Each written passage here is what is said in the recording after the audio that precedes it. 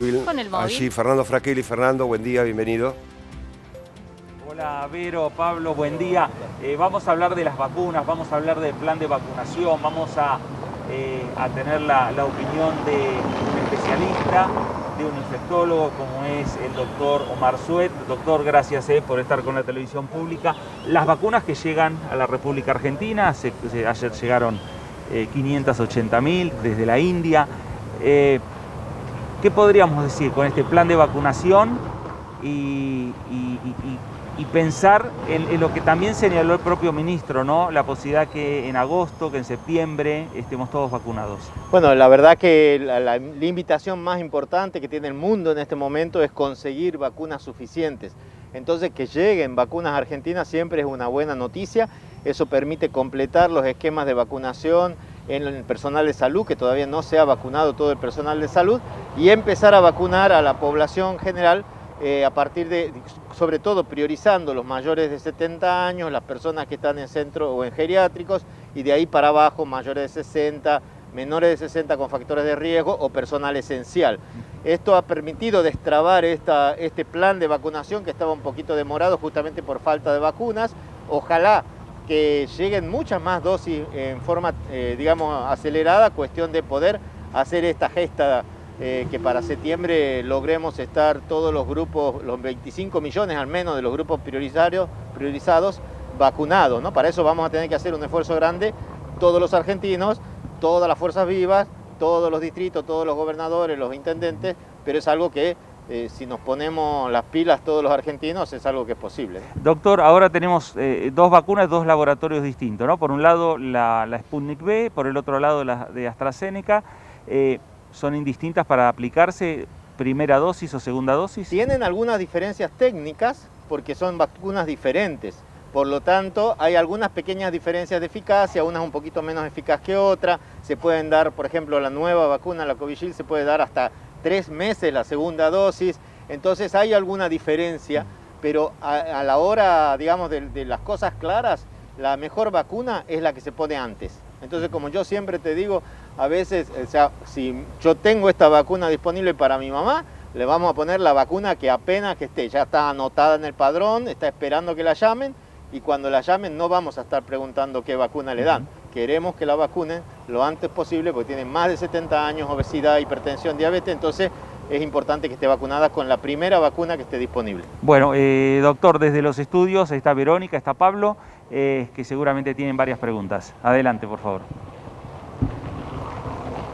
Sued, buen día. ¿Qué pasa con los menores de 18 años? En principio la vacunación es para los mayores de 70, para el personal de salud, se incluye también los docentes, las personas de riesgo. Los menores de 18 años siguen contraindicados, o sea, no están incluidos en estas vacunas.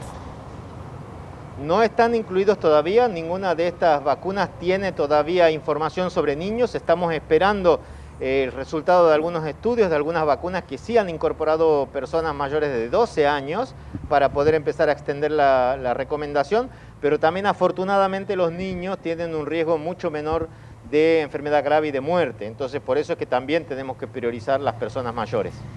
Doctor, en un futuro, tal vez no muy lejano, ¿podría llegar a haber una combinación de vacunas? Digo, primera dosis con la Sputnik V, segunda dosis con la de AstraZeneca. ¿Podría suceder eso? En principio no hay ningún estudio que haya comparado la combinación de dos vacunas diferentes. Sí. Así que no se está recomendando por ahora. AstraZeneca está haciendo un estudio con la primera dosis de AstraZeneca, la segunda con Sputnik. Claro. Veremos los resultados de ese estudio, si son beneficiosos, seguramente se van a implementar. Se están haciendo otras investigaciones de utilizar una sola dosis de vacuna, por ejemplo, en personas que ya han tenido COVID, pero también son estudios que tenemos que esperar los resultados para hacer recomendaciones. ¿Qué hay de cierto en la preocupación a propósito de las nuevas cepas? La de Gran Bretaña, la de Río de Janeiro, que aparentemente sería más contagiosa y hay quienes dicen que hasta podría ser más letal. Hay mucha preocupación porque eso está generando olas de infección importantes en Europa. Las cepas estas que son mucho más transmisibles han suplantado a las cepas comunes. Entonces, al ser más transmisible, hay más casos y en algunos estudios se ha evaluado que tienen un poquito mayor de mortalidad, o sea que pueden ser más graves. Además, en algunas de estas cepas, sobre todo la cepa sudafricana, la eficacia de las vacunas para neutralizarla no ha sido tan buena. Entonces, por eso tenemos que vigilar permanentemente la circulación de esta cepa. Hay un proyecto en Argentina que se llama Proyecto País, que están genotipificando los diferentes virus circulantes. Ya sabemos que hay algunas cepas circulando en Argentina, la sudafricana todavía no, por suerte, pero por eso es importante bajar la transmisión. Y para bajar la transmisión, eso aplica a todas las cepas. Todas las medidas de prevención son efectivas para evitar el contagio, ¿no? Pero las vacunas son efectivas para casi todas estas cepas, quizá no tanto para la sudafricana. Doctor, en Europa ya llegó, claro, la segunda ola del COVID-19. ¿Es evitable la llegada de la segunda ola? ¿Podría suceder en la Argentina que se pueda evitar esta segunda ola que tantos estragos ha generado, por ejemplo, en Europa, en Italia, en Gran Bretaña, en España? Bueno, acá hay una falacia que es que tenemos que usar números, y cuando usamos números usamos epidemiología. Claro. Y cuando usamos números, si vos te comes un pollo, yo no me como nada, los dos comimos medio pollo, ¿no? Entonces es difícil ponerse de acuerdo en la nomenclatura.